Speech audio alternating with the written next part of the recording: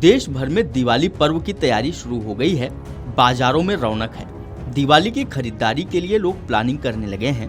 यही वजह है कि दिवाली धनतेरस के त्योहारी सीजन में खरीदारी का नया रिकॉर्ड बन सकता है। वाहनों, इलेक्ट्रॉनिक वस्तुओं, FMCG उत्पादों से लेकर कपड़ों की खरीदारी के मामले में नई नई ऊंचाई हासिल हो सकती है। उपभोक्ता वस्तुओं की खरीद में तेजी का असर सेवाओं और नौकरियों के सेक्टर में भी देखने को मिल सकता है और इस दौरान सेवाओं के सेक्टर में भी तेजी देखी जा सकती है। इन सब का मिलाजुला असर तीसरी तिमाही के आंकड़ों में दिख सकता है और इससे खरीदारी के नए रिकॉर्ड के साथ देश की अर्थव्यवस्था को पंख लग सकता है। केंद्र सरकार ने GST की दरें कम कर दी हैं, जिससे खरीदारी में नया उत्साह देखने को मिल सकता है। खरीदारी के मामले में लोग दिवाली और धनतेरस को ज्यादा अहमियत देते हैं। यही कारण है कि व्यापारियों को अनुमान है कि वाहनों के साथ साथ दुकानों, फ्लैटों और अन्य वस्तुओं की खरीद में इस दौरान नई तेजी देखने को मिल सकती है। केंद्र सरकार के साथ साथ विभिन्न राज्य सरकारों ने अपने कर्मचारियों को दिवाली बोनस दिया है। रेलवे और बैंकिंग सेक्टर ने अपने कर्मचारियों को अच्छा बोनस उपलब्ध कराया है। करोड़ों सरकारी कर्मचारियों के साथ साथ निजी क्षेत्र के कर्मचारियों को भी इस बार बेहतर बोनस मिला है। इससे पहले वित्त वर्ष की शुरुआत में IT सेक्टर के साथ अन्य सेक्टर में कर्मचारियों को 8 से 12% तक की वेतन बढ़ोतरी मिली है। मैनेजमेंट और डायरेक्टोरियल पदों पर बैठे कर्मचारियों के लिए भी कंपनियों ने बेहतर वेतन बढ़ोतरी दिया है। उच्च पदों पर लोगों की बेहतर कमाई का असर वाहनों, महंगी ब्रांडेड वस्तुओं और दिवाली त्योहार के दौरान फेस्टिवल प्रोडक्ट्स की खरीद के रूप में सामने आ सकता है। आर्थिक मामलों के जानकारों का कहना है कि कर्मचारियों के हाथों में अधिक पैसा आने से वे इसे वस्तुओं को खरीदने में लगा सकते हैं और इस कारण अर्थव्यवस्था को नई गति मिल सकती है। अर्थव्यवस्था की दृष्टि से सबसे अच्छी खबर महंगाई के मोर्चे पर आ रही है। खुदरा महंगाई दर पिछले 8 साल में न्यूनतम है। ग्रामीण सेक्टर में सितंबर 2025 में मुद्रास्फीति की दर केवल 1.07 रही है। अगस्त महीने में भी मुद्रास्फीति की दर केवल 1.69% रही थी। यानी महंगाई के मोर्चे पर ग्रामीण भारत को सबसे ज्यादा राहत मिली है।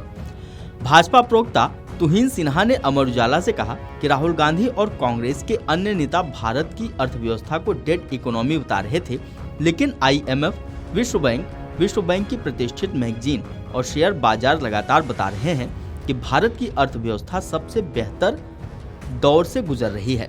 देश हर सेक्टर में शानदार प्रगति कर रहा है। गूगल, एप्पल जैसी दुनिया की आर्थिक तौर पर सबसे सशक्त कंपनियां भारत में रिकॉर्ड निवेश कर रही हैं। सुनिए भाजपा प्रवक्ता तुहिन सिन्हा ने क्या कुछ कहा। ये तो हर दिशा में कहीं न कहीं भारत जो है बड़ी अच्छी तरीके से प्रगति कर रहा है। लेकिन इसी बीच आपको याद होगा कि राहुल गांधी जी ने एक बयान दिया था कि इंडिया की इकोनॉमी डेड इकोनॉमी है। ऐसी सिचुएशन में अब भाजपा नेता होने के कारण आप क्या टिप्पणी करेंगे? देखिए, राहुल गांधी को मुंह तोड़ जवाब मिला है। ये सारे डेटा जो पिछले कुछ हफ्तों में आए हैं, एक बार फिर इन डेटा के जरिए इस बात की पुष्टि हुई है कि भारत नई ऊंचाइयों को छूने के लिए तैयार है।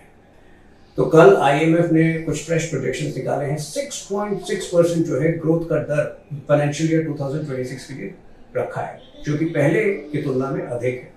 तो एक तरफ जो चैलेंजेस जो चुनौतियों का सामना हम कर रहे हैं टैरिफ के जरिए, उसको पूरी तरह से भारत की मजबूत अर्थव्यवस्था ने उन चुनौतियों को निरस्त कर दिया है।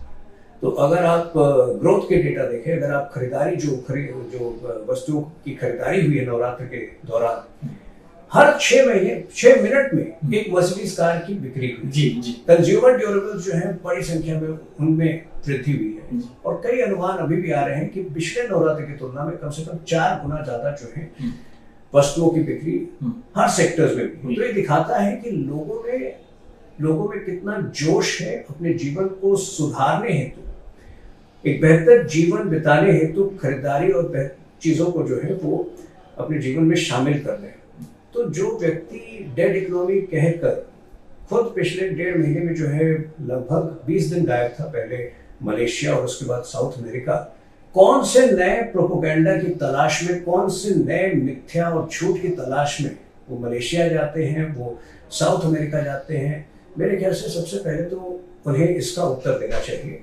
और दूसरा, जब वो एक इतनी महत्वाकांक्षी इकोनॉमी को डेड इकोनॉमी बताते हैं, तो मुझे लगता है कि वो हर उस परिश्रमी व्यक्ति का अपमान कर रहे होते हैं जो कि भारत की अर्थव्यवस्था भारत के आर्थिक उत्थान की यात्रा में अपनी भूमिका निभा रहा है। वो व्यक्ति जो मैन्युफैक्चरिंग इंडस्ट्री में काम कर रहा है, वो व्यक्ति जो सेमीकंडक्टर इंडस्ट्री में काम कर रहा है, जो डेटा में अपना योगदान, डेटा एनालिटिक्स, डेटा की क्षेत्र में अपना अनुमान दे रहा है, अपना योगदान दे रहा है, हर उस व्यक्ति का अपमान करते हैं leader of opposition Rahul Gandhi जब इसको डेड इकोनॉमी बोलते हैं। और मुझे लगता है कि आज की तारीख में उन्हें अपने शब्दों को वापस लेना चाहिए और डिजिटल माफी मांगनी। Video desk अमरउजाला.com।